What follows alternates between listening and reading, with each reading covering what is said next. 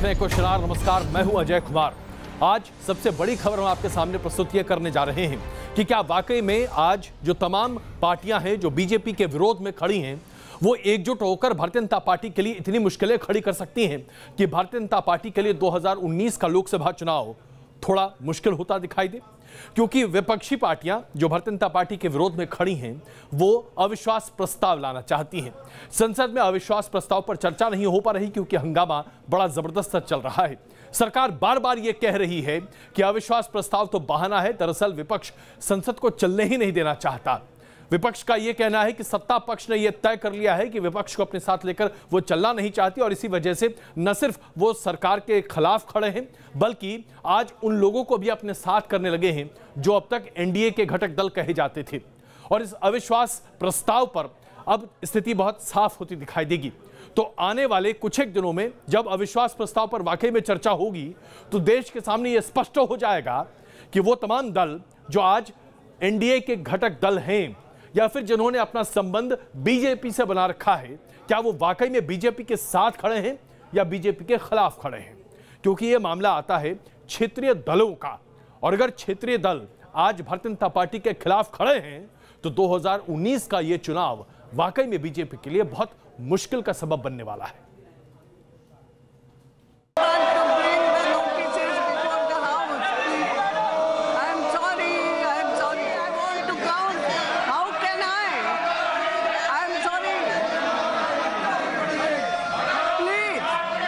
हंगामे का शोर, संसद में कामकाज ठप, विपक्ष सरकार के खिलाफ लामबंदी में जुटा है।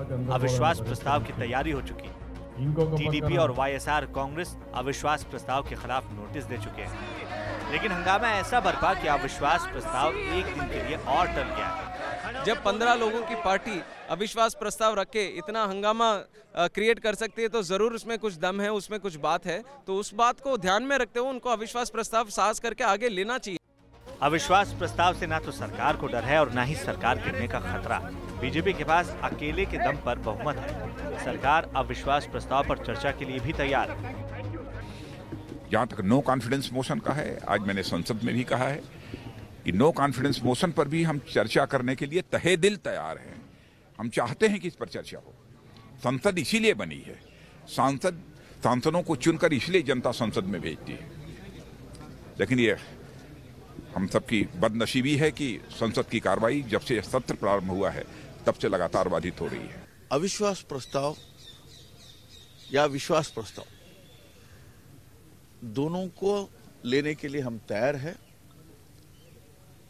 और पिछले 2 हफ्ते से कांग्रेस वाले और बाकी विपक्ष हंगामा खड़ा करके रखा है। यदि आज के दिन में हाउस ऑर्डर में नहीं है, उसका पूरा जिम्मेदारी कांग्रेस के ऊपर है। अविश्वास प्रस्ताव से सरकार की सेहत को तो कुछ नहीं होगा, ये बात विपक्ष भी जानता है। लेकिन विश्वास के इस टेस्ट में असली परीक्षा एनडीए के सहयोगी दलों की है। सवाल ये है कि जब प्रस्ताव पर वोटिंग होगी तो सहयोगी दलों का रुख क्या होगा। शिवसेना ने अपने पत्ते खोल दिए। ये नहीं कि सरकार से हम पूछे, तो इसलिए तो आवाज उठाने वाली शिवसेना है सिर्फ। और वो सोचकर शिवसेना के नेतृत्व ने निर्णय लिया हुआ है कि ना हम विपक्ष के साथ में जाएंगे, ना हम सत्ता के पक्ष में रहेंगे, हम तटस्थ रहेंगे। 4 साल में ये पहला मौका है जब पूरा विपक्ष सरकार के खिलाफ एकजुट है। अविश्वास प्रस्ताव लाने की तैयारी हो रही है। नंबर गेम में सरकार सुरक्षित दिखती है, लेकिन सवाल 2019 का है। विपक्ष की एकजुटता 2019 के लिए कितनी बड़ी चुनौती साबित होगी, ये देखने वाली बात है। नो कॉन्फिडेंस मोशन के मसले पर सरकार पूरे कॉन्फिडेंस में है। बावजूद इसके विरोधी पार्टियां अविश्वास प्रस्ताव लाकर ये टेस्ट कर लेना चाहती हैं कि अगर वोटिंग की नौबत आती है तो कौन सी पार्टी किस पाले में खड़ी होगी। क्योंकि राजनीति में जो दिखता है वो होता नहीं और जो होता है वो दिखता नहीं। वीडियो जर्नलिस्ट जयराम के साथ रविकांत राय, न्यूज़ नेशन, दिल्ली। दरअसल आज जो सवाल हम आपके सामने रख रहे हैं और जिस पर आपकी राय जानना चाहते हैं वो ये है कि विपक्ष तो भले ही अविश्वास प्रस्ताव ला रहा है, लेकिन घटक दल का रुख क्या होगा। इसलिए सवाल ये है कि क्या विपक्ष की लामबंदी बीजेपी के लिए खतरे की घंटी है? क्या विपक्ष की लामबंदी बीजेपी के लिए खतरे की घंटी है? आप अपना जवाब हमें भेजिए। अगर हाँ, NN स्पेस यस। अगर आपको लगता है ना, लिखिए NN स्पेस नो। हमें अपना SMS भेजिए 56070 पर, 56070 पर। आप अपनी राय ट्विटर के जरिए भी हमसे साझा कर सकते हैं। #NN_। अपनी राय लिखिए, हमें भेजिए और आपकी राय इस कार्यक्रम में हम जरूर प्रदर्शित करेंगे। दरअसल हम आज जो बड़ा सवाल आपके सामने रखने जा रहे हैं वो ये है कि विपक्ष तो जाहिर सी बात है सरकार के खिलाफ है, लेकिन वो तमाम दल जिन्होंने 4 साल तक सत्ता सुख भारतीय जनता पार्टी के साथ भोगा है, क्या वो आज वाकई में भारतीय जनता पार्टी के साथ हैं? और अगर नहीं है तो कहां ये जिम्मेदारी है, किसकी कमी है?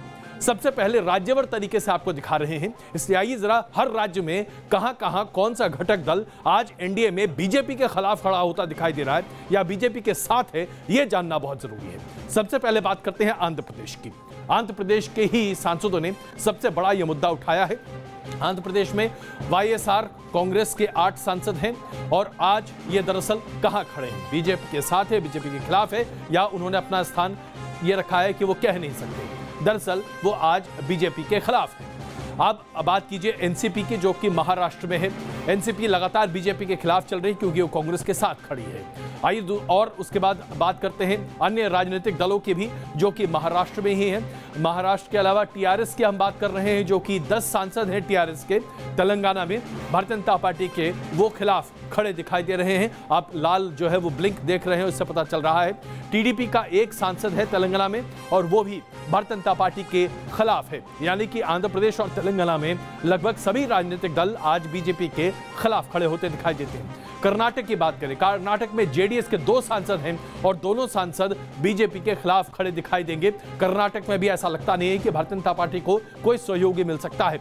आइए जरा अगला राज्य आपके सामने रखें, तमिलनाडु। तमिलनाडु में एडीएमके के 37 सांसद हैं।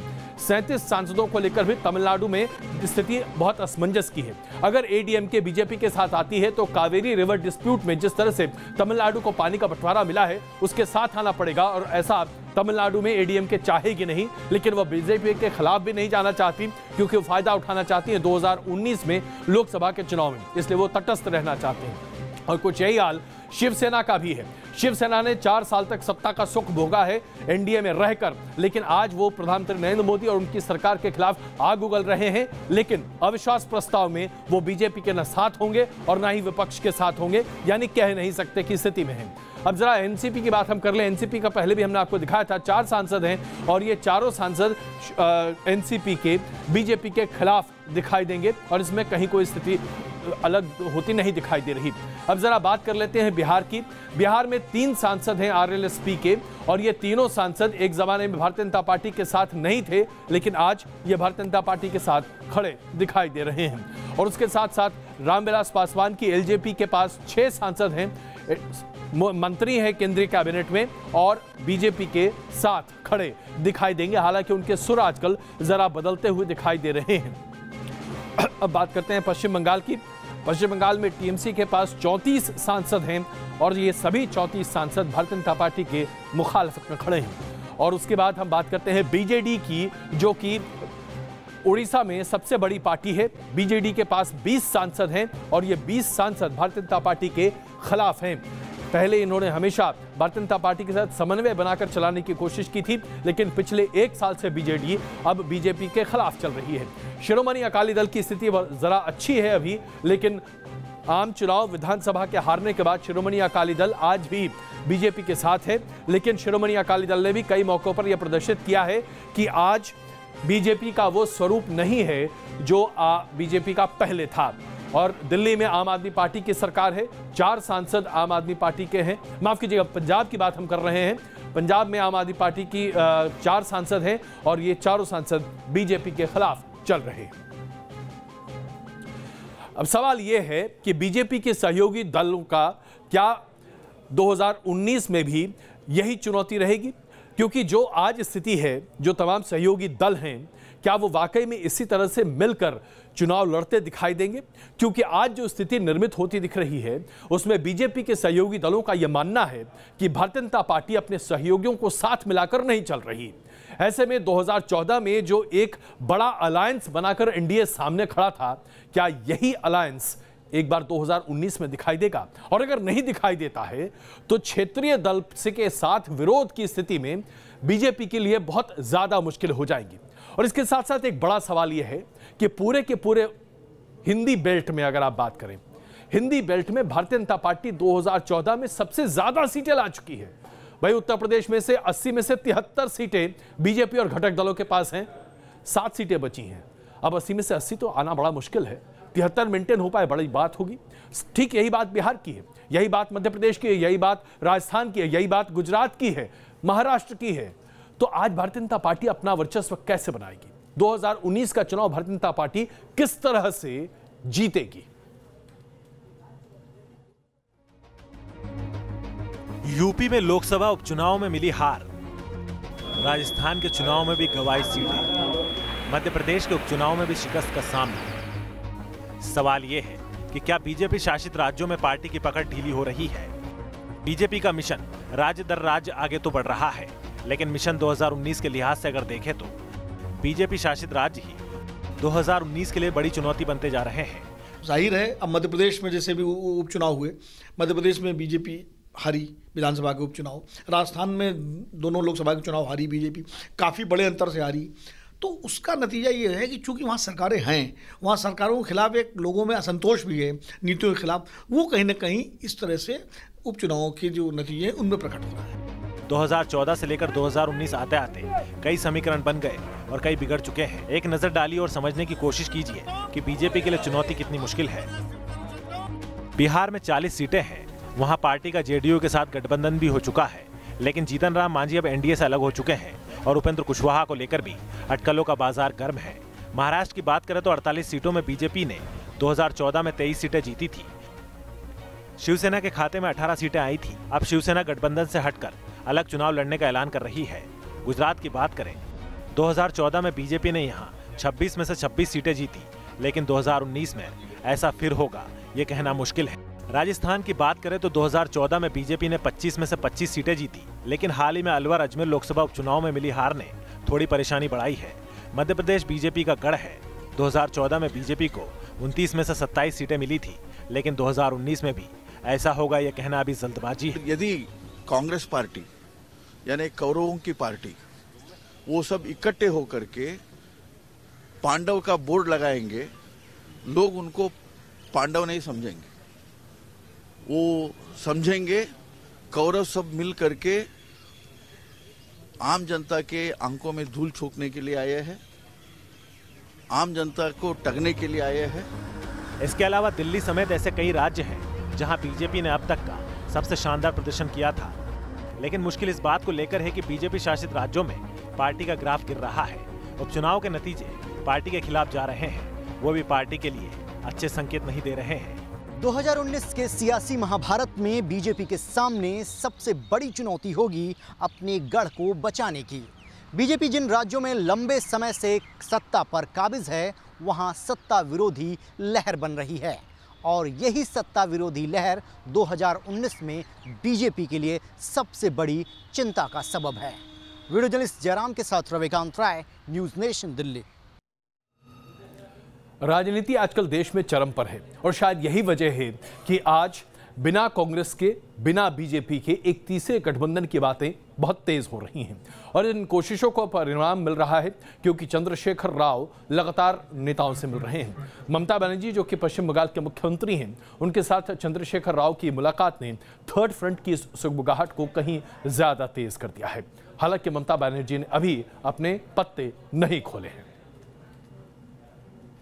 There are twin kind of administrations by both these parties, Congress and BJP, has really not worked well for the country. There's a need, we strongly feel that there is a need for an alternative agenda, alternative development, alternative political force. Today we had a pleasant discussion. We agreed on so many counts and we are trying to bring in a real federal front for this country. This will be a like-minded group of political leaders. Today it's just a beginning.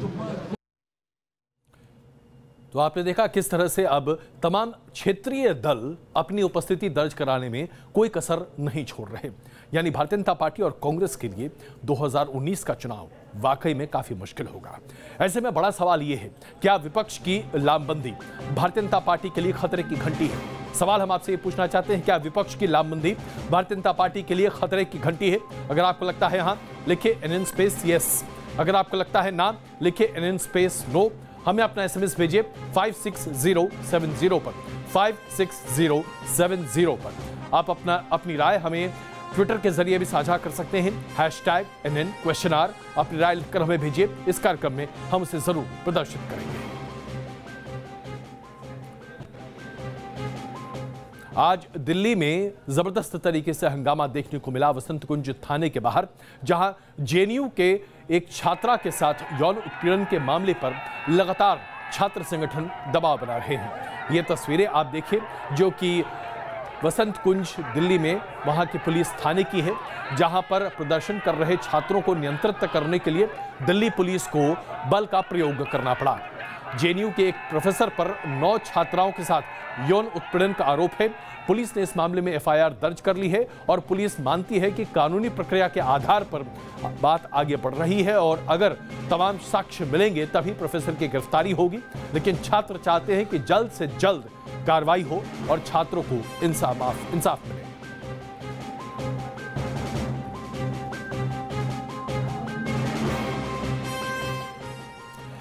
Arvind Kejriwal की राजनीति की ध्रुवी आजकल कहां जा रही है, इसे समझ पाना बहुत आसान नहीं है।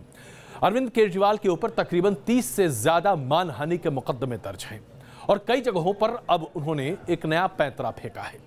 वो अब माफी मांगने लगे हैं। सबसे पहले पंजाब में मजीठिया के खिलाफ जो मामला था, जो आरोप उन्होंने लगाए थे, उन आरोपों से उन्होंने माफी मांग ली लिखित तौर पर।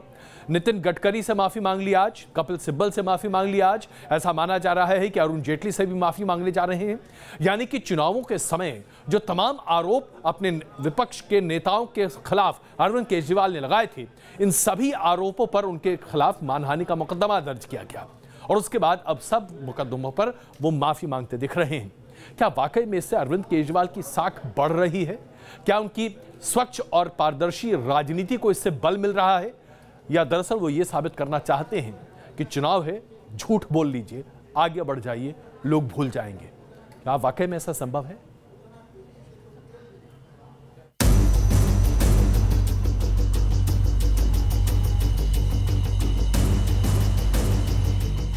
पहले विक्रम मजीठिया और अब गडकरी और कपिल सिब्बल से माफी।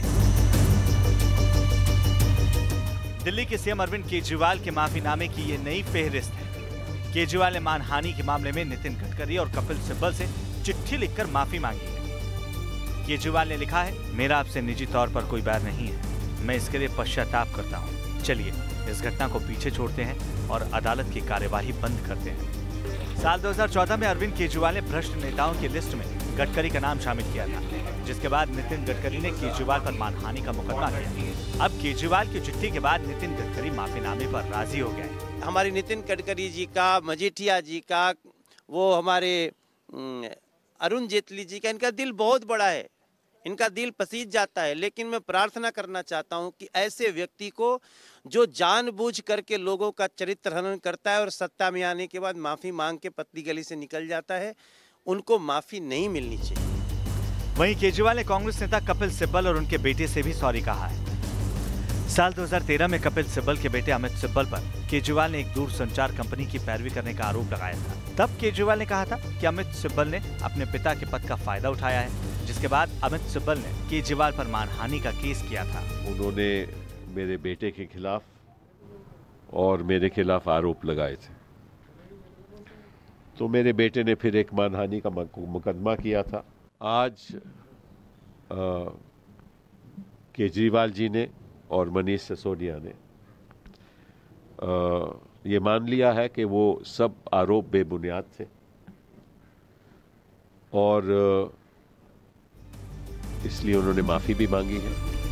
केजरीवाल की माफी पॉलिटिक्स पर विरोधी तंज तो कसी रहे हैं, साथ ही सवाल भी उठा रहे हैं, जिसका जवाब देना आम आदमी पार्टी को भारी पड़ रहा है।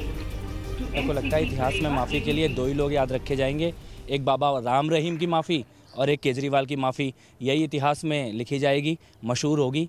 लेकिन मेरे को ये लगता है कि अगर माफ़ी मांगनी है तो उन लाखों वोटरों से मांगनी चाहिए जिन्होंने आपकी बात सुन के वोट दिया, उन लोगों से मांगनी चाहिए जिन्होंने करोड़ों रुपए का चंदा दिया, और उन NRI से मांगनी चाहिए जो विदेश से आए यहाँ पर चुनाव प्रचार करने आपकी बातों पर भरोसा करके।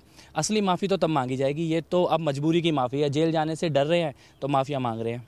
एक घेरेबंदी की जा रही है उसके तहत कि जिससे कि इस काम को पैरालाइज किया जाए, न सिर्फ LG के माध्यम से बल्कि केंद्र सरकार के द्वारा और इस तरह के तमाम मुकदमों के द्वारा। इसलिए एक ये निर्णय लिया है पार्टी ने कि हम इस तरह की चीज़ों से अपने काम पर फोकस करेंगे और इन चीज़ों से धीरे धीरे जितने इस तरह के मुकदमे हैं उससे मुक्त होंगे। इससे पहले केजरीवाल की माफी से उनकी पार्टी में फूट पड़ गई, लेकिन केजरीवाल ने अपने माफी वाली सियासत से विराम नहीं लिया। अभी केजरीवाल के ऊपर मुकदमा करने वालों की लिस्ट लंबी है। अब देखना यह है कि वो किस किस से माफी मांगकर अपना पीछा छुड़वाते हैं। दिल्ली से दीपक रावत के साथ team news nation. Narendra Modi की सरकार ने सत्ता संभालने के साथ ही कहा था कि पूरे देश में काला धन पर न सिर्फ नकेल कसी जाएगी, बल्कि वो तमाम लोग जो काला धन के जरिए देश को खोखला कर रहे हैं उन्हें कटघरे में खड़ा किया जाएगा। लेकिन इसी सरकार ने संसद में फाइनेंस बिल के साथ एक बड़ा आदेश पारित किया, और यह है 1976 से लेकर आज तक तमाम राजनीतिक दलों को जो पॉलिटिकल फंडिंग मिली है विदेश से, उसकी कोई जांच नहीं होगी, उसका कोई हिसाब नहीं देना पड़ेगा। सवाल यह उठता है कि आखिरकार मोदी सरकार जो लगातार काले धन के खिलाफ अपने मिशन के तौर पर काम कर रही है, इस सरकार ने ऐसे कानून को क्यों पारित किया? इस सरकार ने रेट्रोस्पेक्टिव यानी कि पुरानी डेट से, आज से नहीं पुरानी डेट से 1976 से लेकर आज तक और आने वाले दिनों में भी कभी भी कोई भी विदेशी कंपनी अगर किसी भी राजनीतिक दल को चंदा देती है तो उसकी कोई जांच नहीं होगी। यही चंदा अगर कोई विदेशी कंपनी किसी NGO को दे, किसी शिक्षण संस्थान को दे, किसी फंड को दे, तो वहां पर उसकी पूरी जांच और पड़ताल होगी। लेकिन राजनीतिक दलों के लिए यह नहीं होगा। क्या यह स्पष्ट नहीं है, क्या यह साफ प्रदर्शित नहीं करता कि जब राजनीतिक दलों की बारी आती है तो नियम अलग होते हैं, जब राजनीतिक अमलों की और नेताओं की बात आती है तो नियम अलग होते हैं, आम आदमी के लिए नियम अलग। क्या वाकई में हम इसलिए सरकार को चुनते हैं? न शोर हुआ न चर्चा हुई, लेकिन बेहद अहम बिल पास हो गया।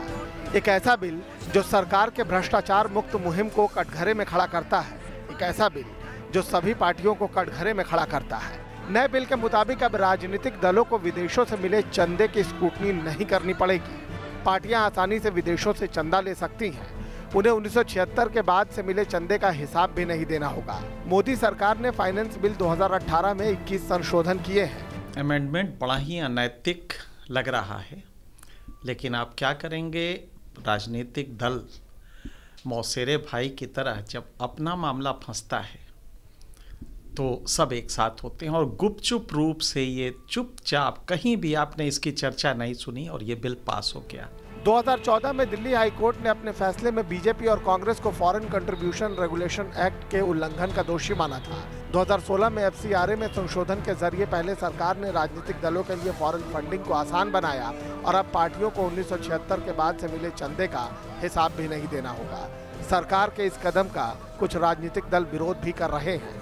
देश की जनता को मालूम होना चाहिए कि विदेश का कौन सा कॉर्पोरेट किस पार्टी को कितना धन दिया है, और जो इतने स्वदेशी की बात करते थे वो काला धन को, विदेश से धन को राजनीति में लाने के लिए सिर्फ अभी इस्तेमाल कर रहे, ऐसी बात नहीं है। पुराने दिनों में भी जो लाया गया उसको भी वो उसमें ढक्कन लगाना चाह रहे हैं। जानकारों के मुताबिक भ्रष्टाचार विरोधी मुहिम को अंजाम तक पहुँचाने के लिए पॉलिटिकल फंडिंग पर लगाम जरूरी है, लेकिन जिस तरीके से पॉलिटिकल फंडिंग से जुड़ा बिल पास हुआ उससे लगता नहीं कि राजनीतिक दलों को भ्रष्टाचार मुक्त मुहिम से कोई मतलब है।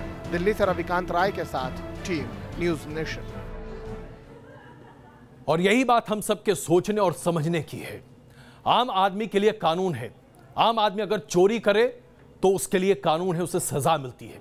राजनीतिक दल अगर कोई भी गड़बड़ी करें उन्हें कोई छू भी नहीं सकता। आखिर ऐसा क्यों? हमारे प्रतिनिधि हैं हम उन्हें चुनते हैं, सत्ता में हम उन्हें बिठाते हैं, तो क्या उनके ऊपर हमारा अंकुश नहीं होना चाहिए?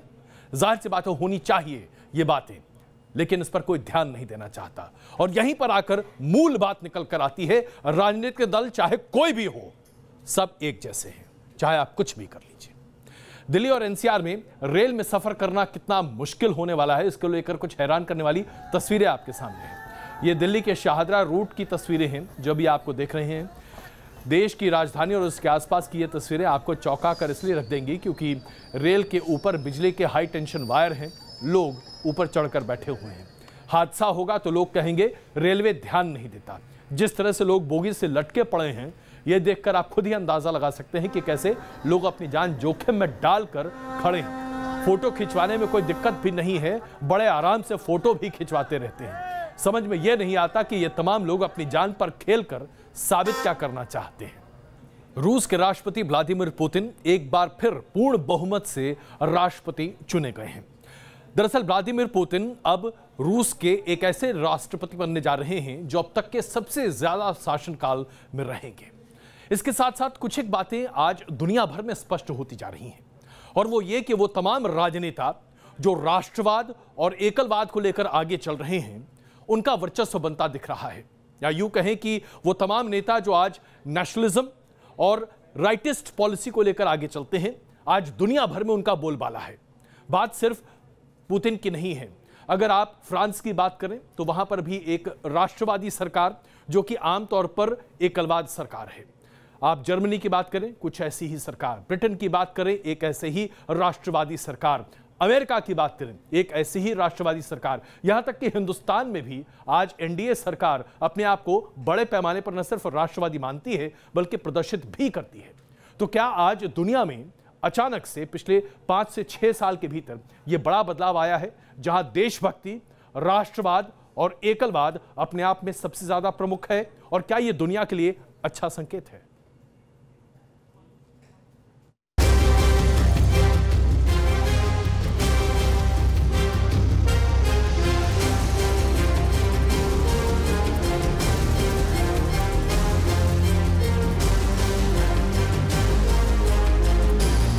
दुनिया के सबसे बड़े मुल्क ने अपना भरोसा एक बार फिर पुतिन पर दिखाया है। रूस में हुए मतदान में 76% से ज्यादा वोट पाकर पुतिन ने साबित कर दिया है कि रूसियों के असली हीरो आज वही है।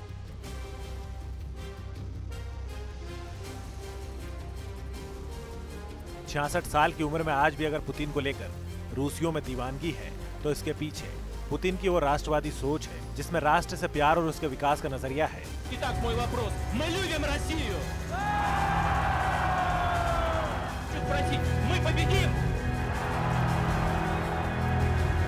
रूस को दुनिया के मंच पर सुपर पावर की कतार में बनाए रखने के लिए पुतिन ने जिस मंत्र का इस्तेमाल किया उसमें राष्ट्रवादी सोच की अहम भूमिका रही है। रूसी ये चाहते हैं कि उनका जो पुराना सोवियत संघ का जो क्षेत्र था वो उन पर उनकी सत्ता काबिज रहे और उनका प्राइमेसी रहे। और रूस ही नहीं, पूरी दुनिया में आज जो ताकतें राज कर रही हैं, उनके पीछे सशक्त राष्ट्रवाद की सोच काम कर रही है।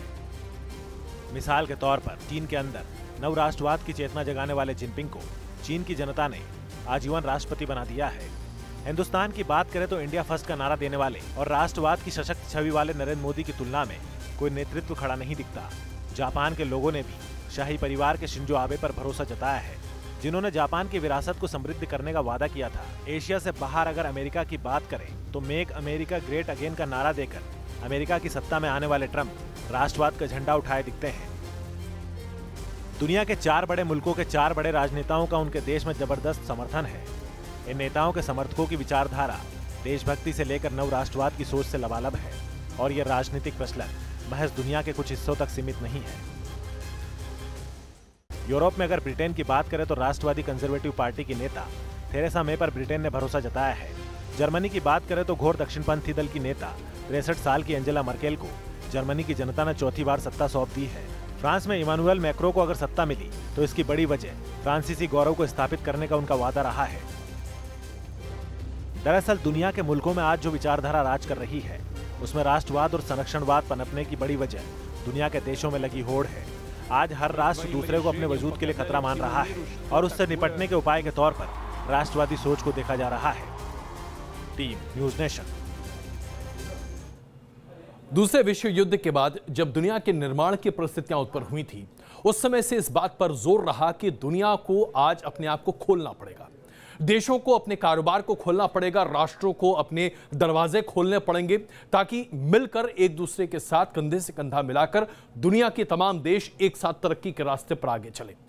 लेकिन जैसे जैसे तरक्की हुई वैसे वैसे देशों का निहित स्वार्थ भी दूसरे देशों की अर्थव्यवस्था से जुड़ता चला गया, जिसे आज हम ग्लोबलाइजेशन के नाम पर बड़े पैमाने पर जानते हैं। लेकिन आज जैसे ही एक देश का निहित स्वार्थ दूसरे देश की अर्थव्यवस्था को तोड़ने की स्थिति में पहुंचा तो यहीं पर आया एकलवाद, और उसके बाद हर देश ने अपने आप को महफूज करने में ज्यादा भूमिका अदा की। हमने देखा ब्रेग्जिट के दौरान किस तरह से ब्रिटेन ने पूरे यूरोपियन यूनियन से अपने आप को अलग कर लिया। अमेरिका ने भी कुछ ऐसे ही हालात सामने रखे। चीन की स्थिति कुछ ऐसी ही बनती दिख रही है। रूस में कोई यही हाल है। पूरे यूरोप में आज यही बयार चल रही है। आप आज दुनिया में कहीं भी उठाकर देख लीजिए, आज मिलकर साथ चलने की बात नहीं होती। आज राष्ट्र गौरव, राष्ट्रवाद और देश प्रेम के नाम पर चुनाव लड़े और जीते जा रहे हैं।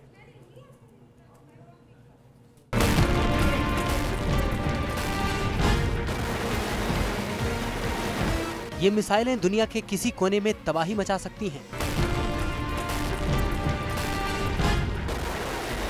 ये फाइटर विमान पलक झपकते ही दुश्मन को नेस्तनाबूद कर सकते हैं। आसमान से लेकर समंदर तक हथियारों की होड़ लगी हुई है। सुपरसोनिक मिसाइलों से लेकर हाइपरसोनिक मिसाइलें बनाई जा रही हैं। चीन के हथियार हों या रूस की मिसाइलें, भारत के फाइटर हों या यूरोपीय देशों के हथियार, दुनिया का ऐसा कोई महादेश नहीं है जहां 21वीं सदी में हथियारों की होड़ थमी हो। कभी किम जोंग उन तो कभी अमेरिका, कभी रूस तो कभी चीन। दुनिया का हर मुल्क आज भी हथियारों की नुमाइश और एक दूसरे से उम्दा हथियार जुटाने की कोशिश में लगा है। हथियारों की इस होड़ का अंदाजा आप इन आंकड़ों से लगा सकते हैं, जिनमें जिस अमेरिका का 2010 में रक्षा बजट 598 अरब डॉलर था, वो 2010 में बढ़कर 700 अरब डॉलर को पार कर गया। 2010 में चीन का रक्षा बजट महज 144 अरब डॉलर था, जो 2018 में 175 अरब डॉलर हो गया। रूस 2010 में रक्षा पर 44 अरब डॉलर खर्च करता था, जो 2017 में बढ़कर 70 अरब डॉलर पर पहुंच गया है। यूरोपीय देशों में फ्रांस का रक्षा बजट 2010 में 54 अरब डॉलर था, जो 2018 से 25 तक के लिए 361 अरब डॉलर रखा गया, जबकि भारत का 2010 में 49 अरब डॉलर का रक्षा बजट बढ़कर अब करीब 63 अरब डॉलर तक पहुंच गया है। दुनिया के मुल्कों में अविश्वास के हालात इसलिए भी बढ़ रहे हैं कि खेमे बंदी में बटी दुनिया के बीच किसी भी मुल्क को किसी पर भरोसा नहीं रहा। इसकी एक वजह और है कि हर राष्ट्र आज खुद के राष्ट्रवाद की नीति पर चल रहा है। जाहिर है, साझा नीति और साझा मुकाम की गैर हाजिरी में हथियारों की होड़ लगी हुई है।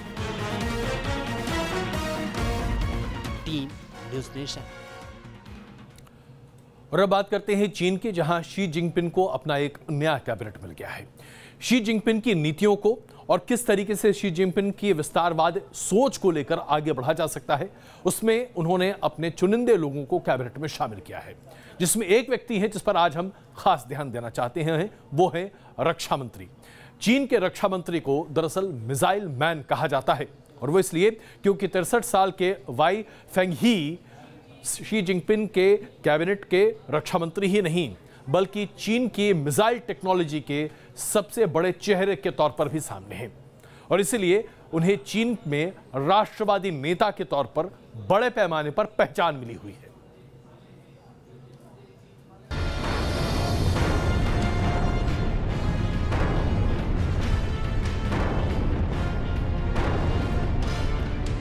आज चीन की मिसाइलें चीनी फौज की सबसे बड़ी ताकत है। चीन की डोंगफेंग सीरीज की मिसाइलें दुनिया के किसी भी कोने में किसी भी मुल्क को निशाने पर लेने में सक्षम है, और चीन को आज इन एडवांस मिसाइलों की ताकत मिली है तो इसके पीछे एक नाम है, वेई फेंगही, जिसे चीन में मिसाइल मैन कहा जाता है। चीनी राष्ट्रपति जिनपिंग के बेहद करीबी शख्सियतों में से एक माने जाने वाले वेई फेंग अब जिनपिंग की कैबिनेट में रक्षा मंत्री बन चुके हैं। जिनपिंग और जनरल वेई की केमिस्ट्री का अंदाजा ऐसे लगा सकते हैं कि जब जिनपिंग ने 2013 में चीन की 23 लाख की फौज के ढांचे में बदलाव शुरू किया तो जनरल वेई ने उनका भरपूर समर्थन किया था। जिनपिंग के सबसे वफादार सैन्य अधिकारियों में से एक वेई फेंग को रक्षा मंत्री बनाने के पीछे चीन की एशियाई नीति बताई जा रही है।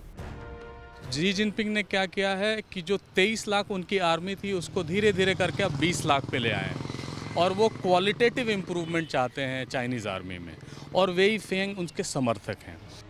वेई फेंग ही की तारीफ ऐसी है कि वेई फेंग ने 1970 में 16 साल की उम्र में चीन के 2nd आर्टिलरी कॉर्प्स में ज्वाइन किया था।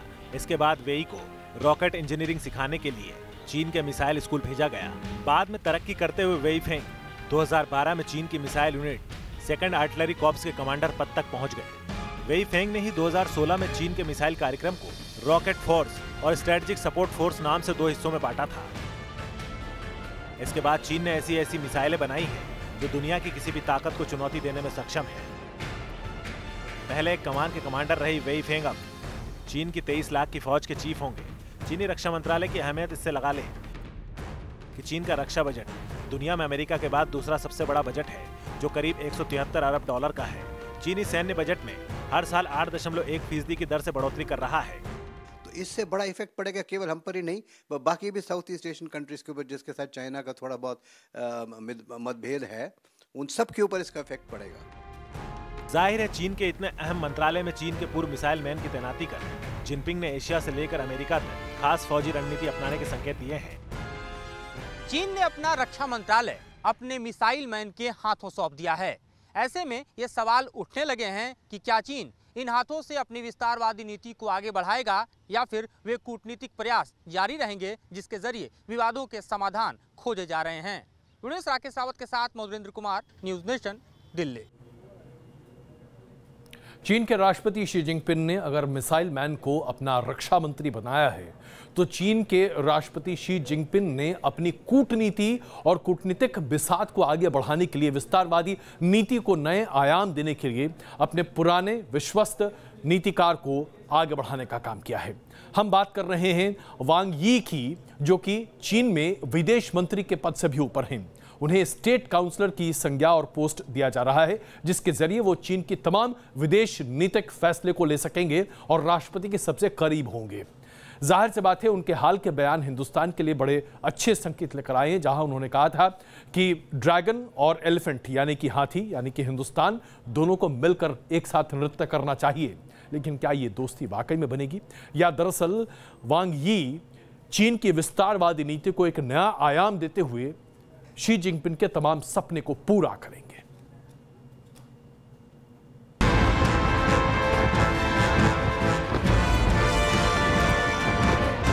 डोकलाम में चीनी घुसपैठ की तस्वीरें दुनिया को याद हैं। भारत की सीमा में चीनी दखल की कई तस्वीरें देखी जाती रही हैं।